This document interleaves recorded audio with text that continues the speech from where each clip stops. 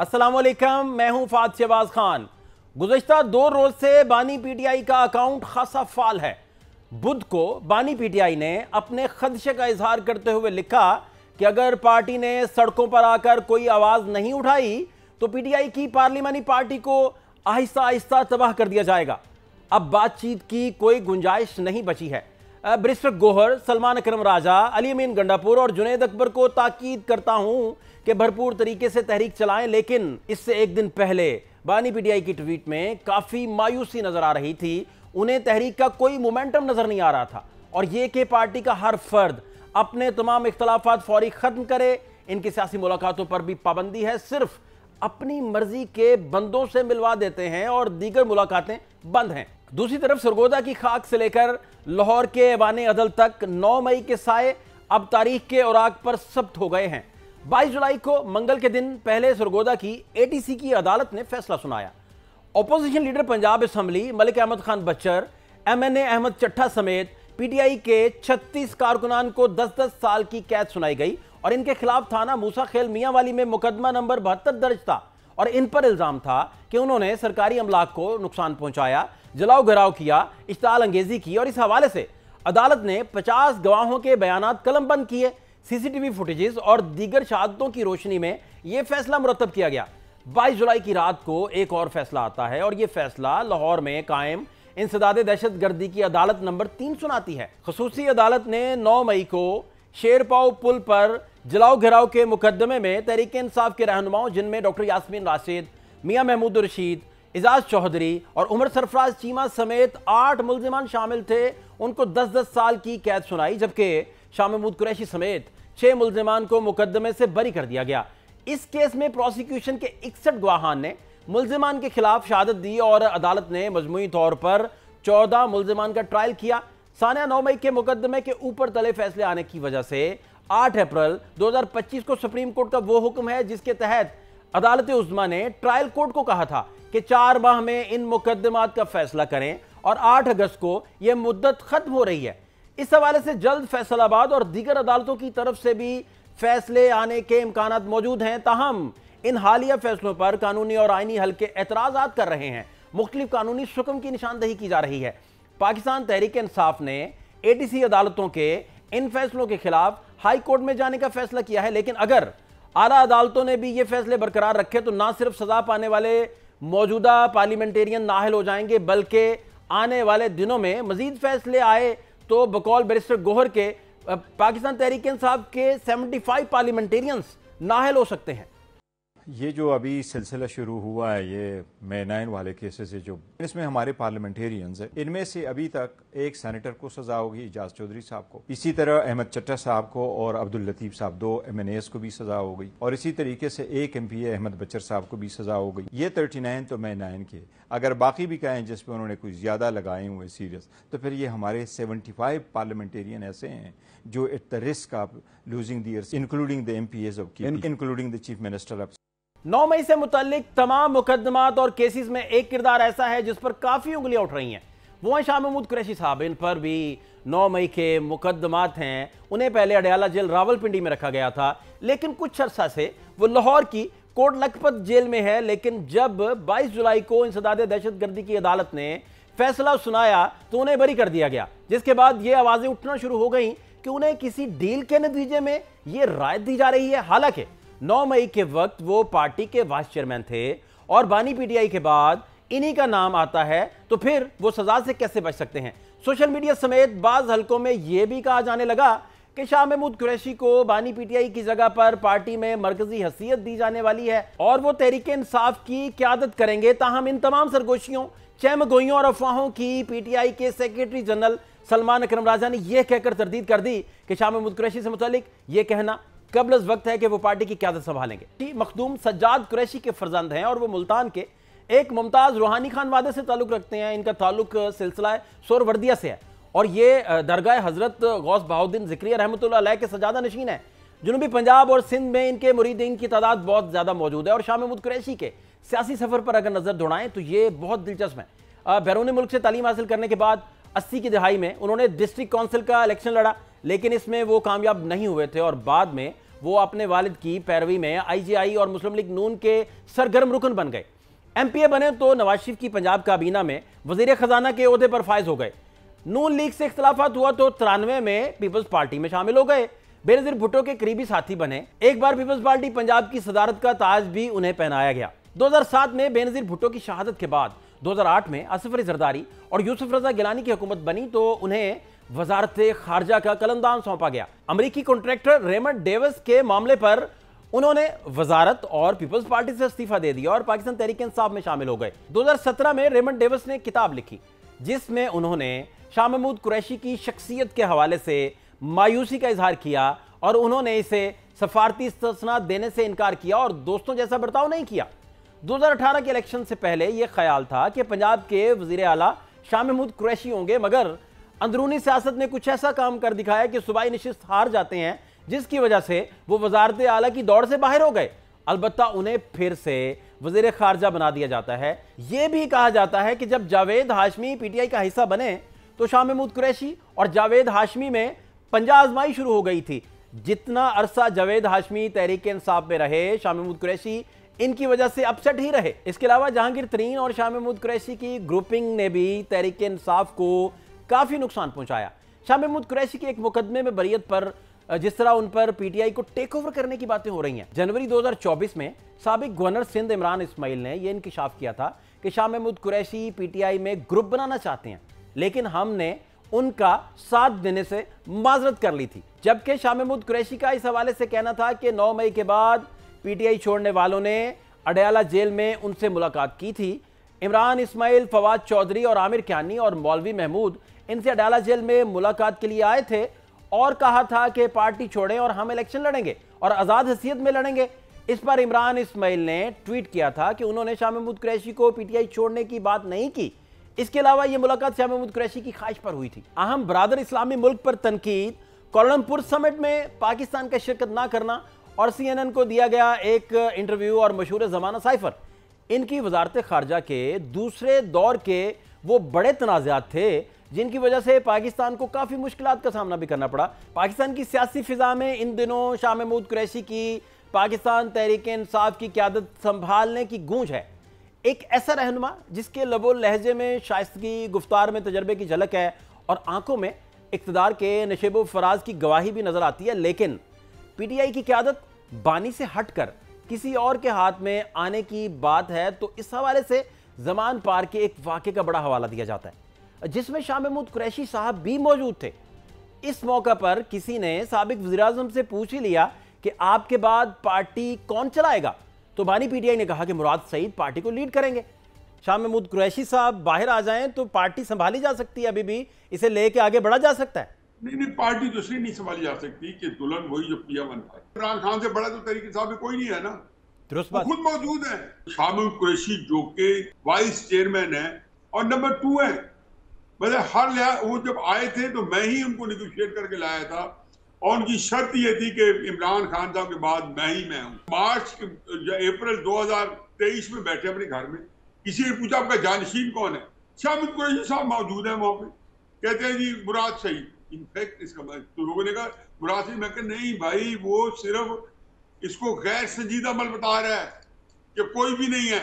आप ये बता रहे हैं कि वो ये सोच रहे हैं कि यहाँ ये पार्टी मैं ही चलाऊंगा, यहाँ किसी के काम की नहीं रहेगी। बेसिकली आप ये मेरा एग्जैक्टली नपी राय यही है। सवाल ये है कि क्या वो इमरान खान के बाद पार्टी को इस जोश और जज्बे के साथ लेकर चल सकते हैं? क्या इनकी शख्सियत अवामी सतह पर वही करिश्मा रखती है जो इमरान खान की पहचान बन चुकी है? शाह महमूद कुरैशी एक सियासी खानवादे से ताल्लुक़ रखते हैं, सफारतकारी का हुनर जानते हैं और पार्लिमानी सियासत में एक पहचाना हुआ नाम है। मगर पीटीआई की रूह सिर्फ सियासी नज़म नहीं बल्कि अवामी तहरीक, इनकलाबी सोच और ख़ास तौर पर बयानी का इस्तारा भी है। बानी पीटीआई की गैर रवायती सियासत ने कौम के दिलों में जो जगह बनाई थी, इसके बाद पार्टी की बाग दौड़ संभालना किसी के लिए क्या आसान होगा। अगरचे शाह महमूद कुरैशी के पास तदब्बुर है, मगर क़यादत सिर्फ तदब्बुर का नहीं, वजदान और अवामी मोहब्बत का नाम भी है और वक्त ही बताएगा कि वो इस आजमाइश पर पूरा उतरते हैं या नहीं और पीटीआई में कौन माइनस होगा, कौन प्लस होगा। सियासी आंख ये देखने को भी मुंतजिर है। लेकिन खास बात यह है कि क्या इमरान खान अपने जाननशीन का किसी लम्हे कोई तकर्रुर कर सकते हैं, या ये सवाल इसी तरह ही रहेगा कि इमरान खान के बारे में जैसे उनके फैमिली मेंबर भी कहते हैं कि इमरान खान किसी स्टेज पर अपना जाननशीन मुकर्रर नहीं करेंगे। इसी हवाले से बात करने के लिए मिनिस्टर साहब हमारे साथ मौजूद हैं, तारिक फजल चौधरी साहब, मुस्लिम लीग नून के सीनियर रहनुमा। बहुत शुक्रिया चौधरी साहब। मैं जानना सर ये चाह रहा हूँ कि एक तो 9 मई के केसेस का फैसला आया, फिर अभी बहुत सारे काम और होने उसमें बाकी हैं। फैसलाबाद की जो इंसदाद दहशतगर्दी की अदालत है वहाँ से भी फैसला आना है, और फिर तहरीक इंसाफ का क्लेम है कि 19 वहाँ से लोग जो हैं उन पर नाअहली की तलवार लटक रही है। उससे बढ़कर भी बैरिस्टर गौहर साहब कह रहे हैं कि आप लोग सारे 26 मई के मामले में जो अली अमीन गंडापुर साहब हैं उनकी नाअहली की तरफ भी जा सकते हैं और वहाँ अदम एतमाद लाने की ज़रूरत ही नहीं फिर पड़ेगी। तो सर एग्जैक्टली क्या क्राफ्ट है हुकूमत का? जी बिस्मिल्लाहिर्रहमानिर्रहीम, बहुत शुक्रिया आपका प्रोग्राम में आपने दावत दी। देखिए ये सारी जो है ये क्या सराहियाँ हैं, और ये पाकिस्तान तहरीक इंसाफ जो है वो अंदाज़ों और मफरूज़ों की बुनियाद के ऊपर इस तरह की बातें कर रहे हैं। जो फैसले 9 मई के हवाले से हैं वो तो जो 9 मई के वाक़यात हैं वो कोई कौम उनसे आप ये कहें कि नावाकिफ़ तो नहीं है। मीडिया के ज़रिए उन्होंने तमाम शहरों के अंदर जो पाकिस्तान तहरीक इंसाफ के लोग, इनके वर्कर्स और लीडर्स, जिस तरह उन्होंने फ़ौजी तनसीबात पे हमले किए हैं, कोर कमांडर के घर पे लाहौर में हमला किया, शुहदा की यादगारों पे हमले किए, वो सारे के सारे जो है वो पूरी कौम जानती है किस तरह ये। और सबसे बड़ी बात यह है कि जब ये कहते हैं जनाब कि इनका वीडियोस तो तमाम चैनल्स ने दिखाई हैं। और तीसरी बात यह है कि एक वक्त में पाकिस्तान के तमाम शहरों में वर्कर्स निकलते हैं और सिर्फ फौजी तनसीबात को निशाना बनाने की कोशिश करते हैं। तो अब ये तो नहीं कह सकते कि ये कोई आप ये कहें कि इत्तफाक था। इत्तफाक ये हो सकता है कि चलें जी एक वक्त में प्रोटेस्ट हो रहा है, किसी जगह के ऊपर कोई पुलिस से लड़ रहा होगा, कोई सरकारी बिल्डिंग, कोई रेडियो पाकिस्तान, कोई इधर उधर, जैसे इससे पहले होते रहे हैं, तो समझ आती है कि मुख्तलिफ शहरों में मुख्तलिफ एहतजाज करने वाले लोग मुख्तलिफ तरीके से एहतजाज कर रहे हैं। लेकिन जब पाकिस्तान के तमाम शहरों में एक ही वक्त में तहरीक इंसाफ के लोग एक ही तरह की बिल्डिंग्स यानी कंटोनमेंट एरियाज और इवन GHQ उनके ऊपर हमलावर होने की कोशिश करेंगे, तो ये इत्तफाक नहीं हो सकता। ये एक सोचा समझा प्लान था।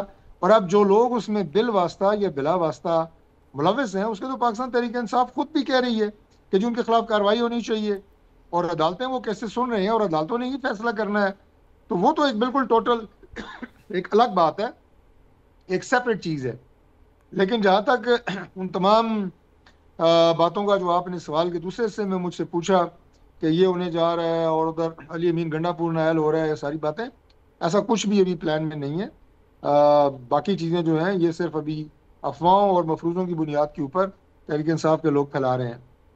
अच्छा नहीं चौधरी साहब, जैसे कॉमन इंटेंशन के ऊपर ये सारी बुनियाद थी, तो कॉमन इंटेंशन पे लेते हुए बहुत सारे लोग जो हैं उन पर तो कोई मुकदमा कायम ही ना हुआ और उन्हें प्रेस टॉक सिर्फ की, उन्होंने प्रेस कॉन्फ्रेंस की और खुद को डिसएसोसिएट कर लिया।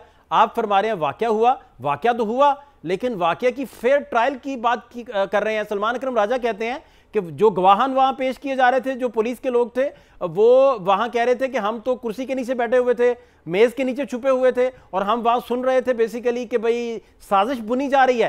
तो इस तरह के कमजोर प्रेसिडेंट के मुकदमा कितना टिक पाएंगे, कितनी सेहत इनकी बिगड़ जाएगी सेहत वाइज? मैं ये भी जानना चाह रहा हूं सर आपसे चौधरी साहब। देखिए, अगर किसी भी शख्स के खिलाफ पाकिस्तान के किसी शहर में अगर कोई मुकदमा कमज़ोर एविडेंस की बुनियाद पे बनाया जाएगा तो ज़ाहिर है वो पिट जाएगा। मैं तो उसकी सपोर्ट नहीं करता। और वो कई लोग रिहा भी हुए हैं। जितने लोग पाकिस्तान तहरीक इंसाफ के या उनका ताल्लुक ना भी उनसे हो, वो 9 मई के वाक़यात में मुलविस लोग पाए गए हैं, ठीक, उनमें से कितने लोग रिहा भी हो गए हैं। तो इसका मतलब ये है कि उनके खिलाफ जो सबूत था वो नाकाफ़ी था।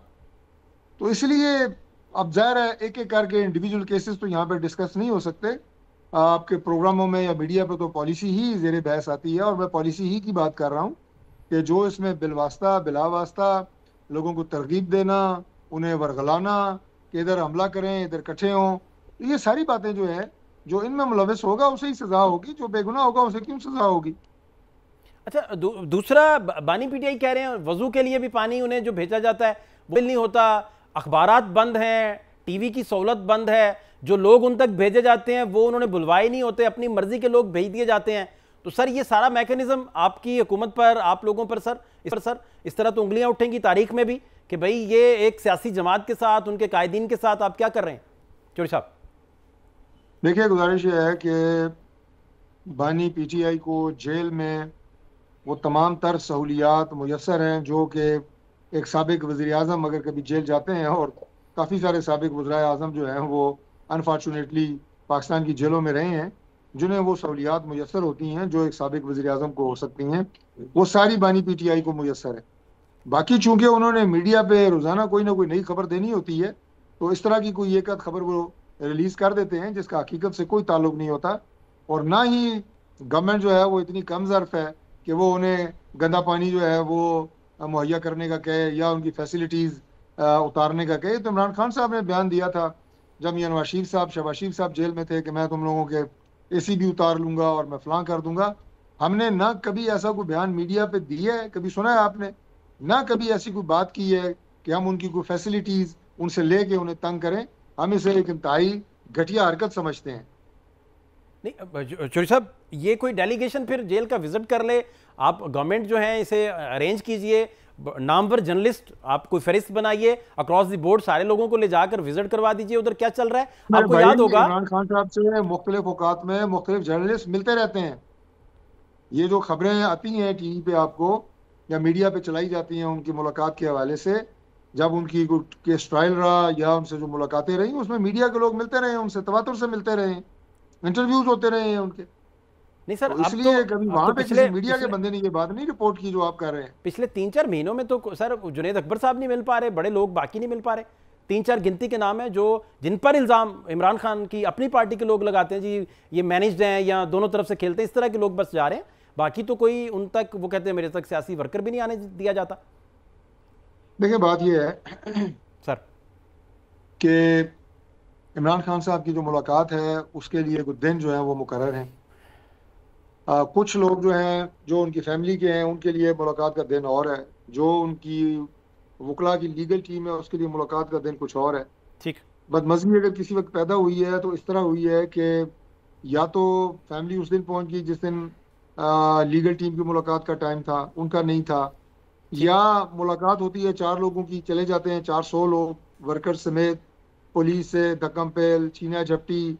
तो ये वाक़यात वहाँ पे अनफॉर्चुनेटली होते हैं। मियां नवाज शरीफ साहब जेल में थे, हम लोग वही चाहते थे कि जिनके नाम होते थे, जिनकी हमें दाखिला का जो महकमा है पंजाब का वो इजाज़त देता था और हम जाते थे। हमने कभी भी यहाँ से लाओ लश्कर लेके और गाड़ियाँ भर के वर्करों के साथ नहीं लेके गए, और ना जेल के दरवाजों में उनका कोई काम है। तो अगर आप इस तरह की सिचुएशन जेल के बाहर पैदा करेंगे, अमन अमा की सूरत हाल वहाँ पे ख़राब करेंगे, तो जाहिर है फिर जो इदारे हैं अमन अमा की सूरत हाल को बरकरार रखने के लिए फिर वो अपना काम करते हैं। तो मैं उनसे गुजारिश करूंगा, तहरीक इंसाफ के काबिल एहतराम है उनके लीडर्स, कि आप ज़रूर मुलाकात करें, लेकिन जो ज़ाब्ते हैं, जो असूल हैं, उसके तहत चलें। ठीक। अच्छा चौधरी साहब, आपको याद होगा कि डॉक्टर मुजाहिद कामरान वाइस चांसलर थे जामिया पंजाब के, वो फिर नैब हिरासत में चले गए और वहाँ उन्होंने इल्ज़ाम लगाया नैब के ऊपर कि भाई कैमरे लगा दिए गए हैं हर तरफ, हम जहाँ भी जाते हैं, और इवन वॉशरूम्स में भी कैमरे लगे हुए हैं। इस इल्ज़ाम के फौरी बाद नैब ने एक मीटिंग अरेंज की, सारे जर्नलिस्टों को बुलाया और नैब का विजिट करवाया कि आप आके देखें कैमरे कहाँ लगे हैं। ख्वाजा साद रफ़ीक साहब को सर हम वहीं मिले, ख्वाजा सलमान रफ़ीक साहब को नैब के अंदर हिरासत में मिले, उनसे पूछा, सारी चीज़ें रिकॉर्ड पे फिर लाए, बाहर निकल के हमने रिपोर्टिंग की कि वहाँ के हालात बेसिकली क्या हैं, ख्वाजा बरादरन क्या बात कर रहे हैं। तो सर इस तरह का डेलीगेशन गवर्नमेंट भिजवाए उधर अडयाला, क्या हर्ज है इसमें, बात करवाएं, उधर भिजवाएं, लोगों को लेके जाएं। बड़े जर्नलिस्टों को तो उधर जाने की इजाज़त ही नहीं मिलती, बहुत सारे लोग वहाँ जाकर वापस भी लौटे सर, इस तरह की इतलात भी हैं। तो आप सर पावर में हैं, क्या हर्ज है इसमें, क्या हर्ज है? आपकी जो तजवीज़ है ये काबिल अमल है सर, ये ऐसा नहीं है कि काबिल अमल नहीं है। इसको हम गौर करेंगे इस पे कि इस तरह का डेलीगेशन तश्कील दें। लेकिन बात यह है कि जो जिस तरह के लोग इनकी गलत बयानियाँ, झूठे इल्ज़ाम किस किस जगह के ऊपर डेलीगेशन बनाएं और किस किस जगह के ऊपर जनाब हम हर वक्त जो है वो सच्ची और झूठ में तशखीस के लिए कमेटियाँ बनाते रहें, ये सारी बातें जो हैं ये मीडिया कंजम्पशन के लिए, मैं पहले आपको बता चुका हूँ, ये मीडिया की जीनत बनने के लिए इस तरह के इल्ज़ाम दिए जा रहे हैं। लेकिन आपने जो तजवीज़ दी है, मैंने अर्ज़ किया है कि ये काबिल गौर है। ऐसी कोई बात नहीं है कि हम बिल्कुल ही ये कहें कि नहीं, सोचा जा सकता है इस पर और किया भी जा सकता है। बहुत शुक्रिया तारिक फजल चौधरी, मुस्लिम लीग नून के सीनियर रहनुमा, किसी तारुफ के मोहताज नहीं, और वो कह रहे हैं कि भाई इस तरह की तजावीज़ जो है उन पर अमल भी किया जा सकता है, उस पर गौर भी किया जा सकता है और काबिल अमल हैं। ये शॉर्ट ब्रेक एक शामिल करेंगे, हमारे साथ रहिए।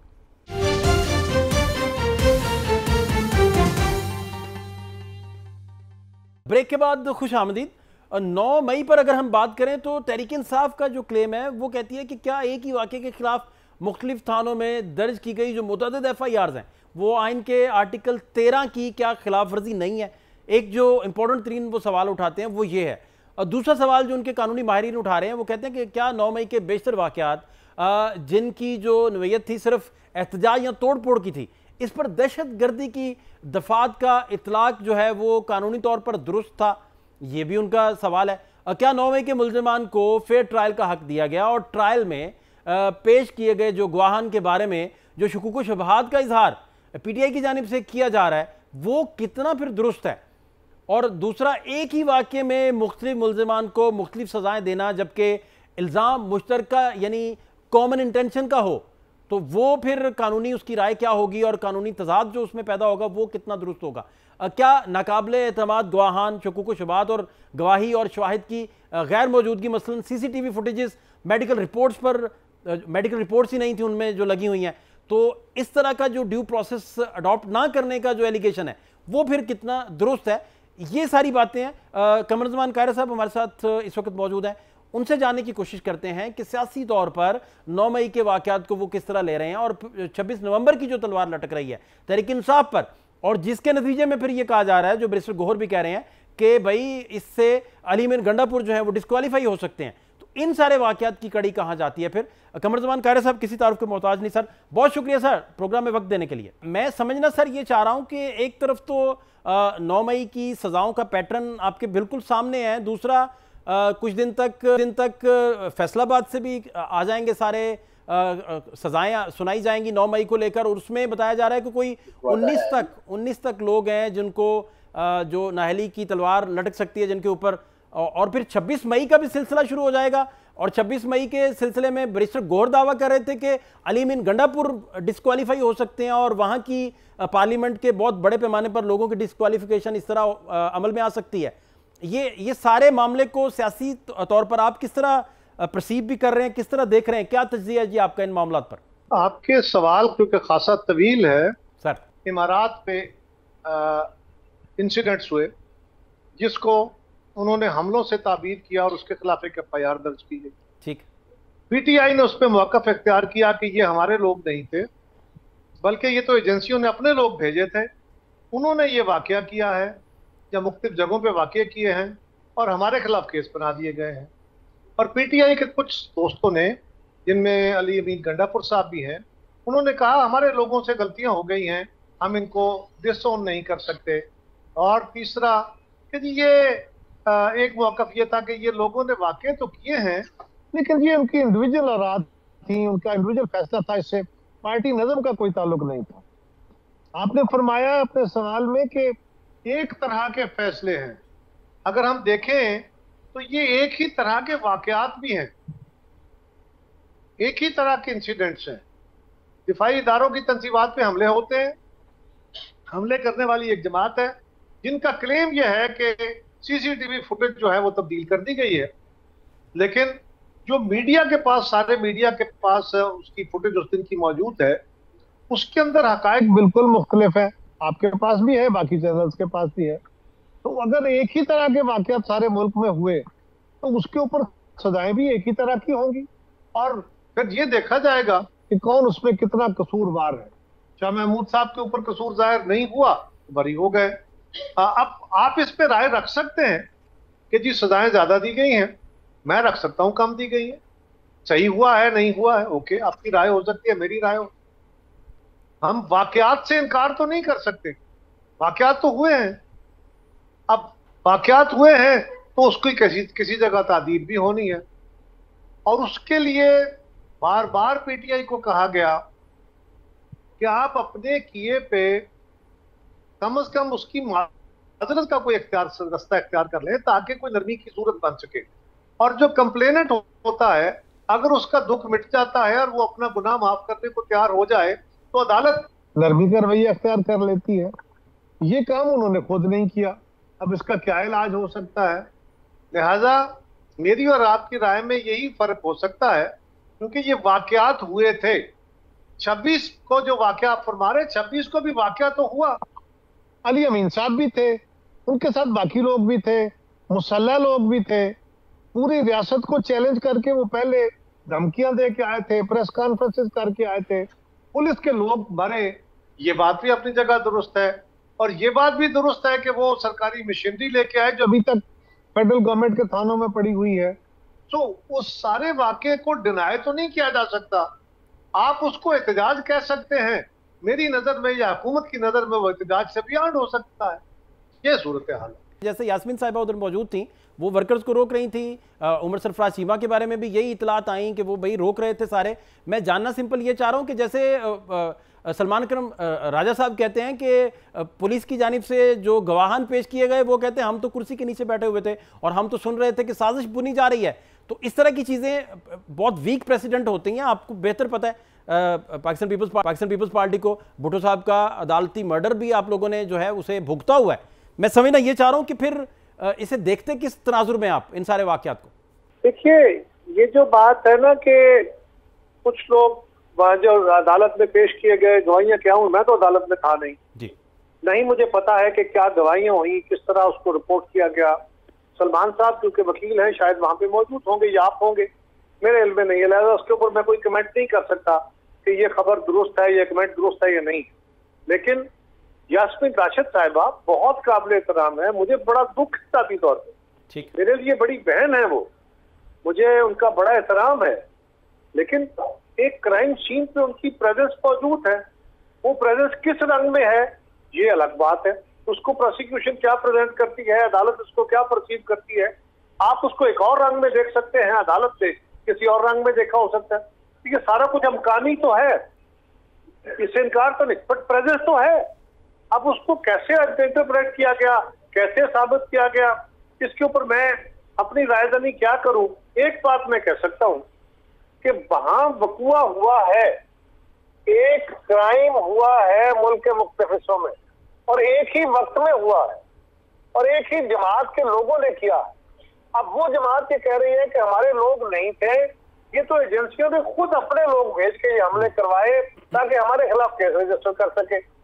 ये आपकी राय में हो सकता है, तो मेरे मुझे ये एक मजा का खेल बयान लगता है, लेकिन जो सजाएं हुई हैं उसके ऊपर कम या ज्यादा होने की या सही गलत होने के ऊपर बिल्कुल मुतज़ाद राह हो सकती है। इंसिडेंट से ना आप इनकार कर सकते हैं ना मैं कर सकता।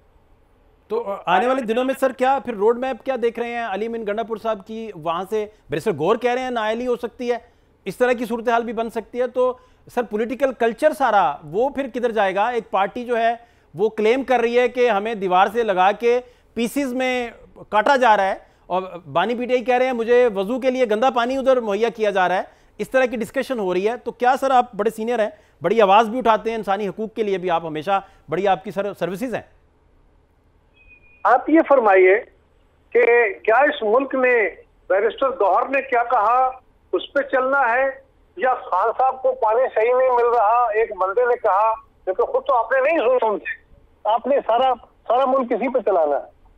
इस मुल्क को चलाने का एक नज़्म है। अली अमीन गंडापुर साहब के वाकये के ऊपर क्या आपके इल्म में नहीं है कि अली अमीन गंडापुर साहब रियासत को धमकियां दे के आए थे, वो लाओ लश्कर लेके आए थे, वो फायरिंग करते आए थे, उनकी फायरिंग से लोग जख्मी हुए थे, वहां पुलिस के लोग मरे थे, वहां पूरा रियासती स्ट्रक्चर उन्होंने जैम किया था, उनको मना किया गया था। क्या अभी भी इसकी वजाहत करनी जरूरी है इस प्रोग्राम के अंदर मुझे? और उसके बाद रियासत ने अगर उनके खिलाफ केस रजिस्टर किया तो क्या आप या तो ये कहें कि कोई वकुआ नहीं हुआ, एक फेक वकुआ बना के अली अमीन साहब और उनके साथियों को या पीटीआई के कारकुनों को उसमें मुलव्वस कर दिया गया, फिर तो आपकी बात में वजन होगा आपके सवाल में। अभी जो आप फरमा रहे हैं, आप ये फरमाइए कि या वकुआ हुआ है या नहीं हुआ है, तो फिर उसकी FIR होनी है, उसके अंदर कुछ लोगों के ऊपर इल्जाम है, उन्होंने अपनी सफाई देनी है। अगर उन्होंने सफाई दी, आप कह देते हैं कि वो नहीं थे, शाह महमूद साहब का साबित हो गया मौके पे नहीं थे, कोलैबोरेट नहीं हो सके, बरी हो गए इस केस में। आप फरमाइए कि कौन कौन से लोग थे जो इस केस में इन्वॉल्व नहीं थे लेकिन उनका प्रेजेंस नहीं बनती थी, उनको साबित कर दिया गया। या ये फरमाइए कि नहीं वो लोग तो बस तैयार करने गए थे, केस उन पे ये डाल दिया गया, ऐसा तो हुआ ही नहीं, ये भी बात हो सकती है। अच्छा कायरा साहब, आखिरी बात मैं जानना आपसे ये चाह रहा हूँ कि 27वीं तरमीम के जरिए बेसिकली जो एजाज सैयद साहब की खबर थी वो ये थी कि 27वीं तरमीम जो होगी उसमें सदर पाकिस्तान को बहुत ज़्यादा पावर्स दे दी जाएंगी और उसके बाद फिर किसी स्टेज पे जाके कोई बहाना बना के तो कोई प्लस माइनस का सिलसिला चल सकता है। मुद्दा उनका 27वीं तरमीम थी और उसके नतीजे में ऐवान सदर को बहुत सारी पावर्स मिलने का भी था मामला। तो इस मामले को आप कैसे देख रहे हैं, या ये ऐसी कोई बात नहीं है, 27वीं तरमीम भी अगर आती है तो उसमें कोई ऐवान सदर को कोई पावर भी नहीं जाएगी, मामला इसी तरह चलते जाएंगे जैसे चल रहे हैं? आखिरी बात सर। देखिए, एक सवाल कि तरमीम आएगी कि नहीं आएगी, इसका जवाब तो मैं नहीं दे सकता, मुझे नहीं पता। तरमीम आ सकती है, हाँ बिल्कुल आ सकती है, एक कानूनी तरीका है। 26वीं तरमीम हो गई, अगर जरूरत महसूस हुई तो 27वीं हो जाएगी, और उसका एक तरीकाकार है। वो तादाद मतलूबा हुई तो पास हो जाएगी, नहीं हुई तो नहीं होगी। लेकिन मैं कैसे कह सकता हूँ कि आ रही है कि नहीं आ रही? अब उसमें क्या होगा ये तो हुकूमत वक्त तय करेगी, या जो लोग उसके मूवर्स होंगे वो तय करेंगे। जो आपका ख्याल है सदर साहब के बारे में या बैनो सतूर जो आपके सवाल के अंदर है, इस सवाल का जवाब तो सैकड़ों दफा हम दे चुके हैं, सैकड़ों दफा। अब वो क्या रास्ता इख्तियार करें, वो कौन से अल्फाज, कौन से सबूत हैं तो हम सारे मीडिया के सामने रखें कि भाई ये सारा मफरूजा है, इसमें कोई सदाकत नहीं है, क्या करें? आप हमें बता दें, क्योंकि हम तो इसकी बहुत दफा तरदीद कर चुके हैं। और आखिरी गुजारिश है, पहले ना वो पंजाबी में कहते हैं पिंड पै नहीं तो वो बाकी वो फलाने धिंगे आ गए। आप एक काम करें, इसका कोई वजूद बन लेने दें। अगर कोई वजूद बना, अगर कोई सबूत आया, अगर कोई गवर्नमेंट की तरफ से तहर्रक हुआ, फिर उसके ऊपर आप भी प्रोग्राम कीजिए, हम भी जवाब देंगे। गवर्नमेंट गलत हुई तो गवर्नमेंट के खिलाफ बातें कर लेंगे, अगर गवर्नमेंट का मौक़िफ़ दुरुस्त हुआ तो उसको सपोर्ट कर लेंगे। नहीं सर, के ऊपर, ये आपको सर के ऊपर साहब आपको सर याद होगा प्रोग्राम कर रहे हैं, और इसकी सुन लीजिए, और इसकी हम सैकड़ों, दसियों दफा नहीं सैकड़ों दफा वजाहत कर चुके हैं। नहीं, आपको याद होगा 26वीं तरमीम में लॉ मिनिस्टर ने कहा था कि हमें ड्राफ्ट अभी मिला है, तो गवर्नमेंट के एंड पे कितना होमवर्क हुआ था? ये ऐसा नहीं था। उन्होंने कहा ये मफरूजा है, उन्होंने ये कहा था कि ड्राफ्ट तो उनका अपना बना हुआ था ना। 26वीं तरमीम तो कितने महीने इस मुल्क के अंदर डिबेट होती रही, जमातों के अंदर, मीडिया के अंदर डिबेट होती रही, उसकी एक शिक डिबेट होती रही। वो एक बात थी एक खास वक्त में कि जी फला क्लास कैसे आई, उन्होंने कहा जी मुझे नहीं पता, यानी मुझे नहीं पता उन्होंने कैसे कहा। लेकिन 26वीं तरमीम जहां से आई, जब आई, वो एक और इशू है। 26वीं तरमीम सदाकत थी, उसमें कोई 42 पॉइंट थे और अल्टीमेटली आगे 22-23 पॉइंट जो है वो पास हुए। तो ये इसका दोनों का सवाल का जवाब क्या है? 27वीं तरमीम हुकूमत कह रहे हैं अभी नहीं आ रही, हम कह रहे हैं नहीं आ रही, सदर साहब का इस्तीफा नहीं आ रहा, सदर हाउस में कोई तब्दीली, कितनी दफा कहें, कैसे कहें, किन अल्फाज में कहें कि आपको यकीन आ जाए? बहुत शुक्रिया कमाल जी, बड़ी अहम बात कर रहे थे और वो कह रहे थे कि बार बार इस मुद्दे की हम तरदीद कर चुके हैं और बता चुके हैं, और ये बताइए कि किन लफ्ज़ों में हम इसकी तरदीद करें कि कोई 27वीं तरमीम नहीं आ रही, फिर सदर साहब का कोई इस्तीफा नहीं आ रहा, उनको जो पावर डेलीगेट करने की डिस्कशन है वो 27वीं तरमीम पर सारा मुनहसर है। तो जब वही नहीं हो रहा तो आगे चीज़ें। बहुत शुक्रिया जी कमरुज़्ज़मान कायरा साहब। प्रोग्राम एक शॉर्ट ब्रेक शामिल करेंगे, हमारे साथ रहिए।